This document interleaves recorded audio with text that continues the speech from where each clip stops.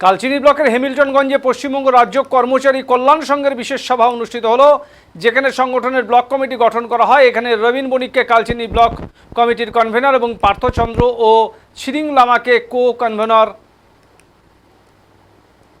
নিযুক্ত করা হয়েছে। ভারতীয় মজদুর সংঘের তত্ত্বাবধানে এই কমিটি গঠন করা হয়েছে বলে সংগঠনের তরফে জানানো হয়। ব্লক কার্যালয়, গ্রাম পঞ্চায়েত ও স্বাস্থ্যকর্মী সহ বিভিন্ন দপ্তরের কর্মী নিয়ে এই কমিটি গঠন করা হয়েছে বলেও জানান সংগঠকের পদাধিকারীরা। এই দিনের সভায় অতিথি হিসেবে উপস্থিত ছিলেন প্রতিমন্ত্রী বিশাল লামা সহ অন্যান্য ব্যক্তিরা।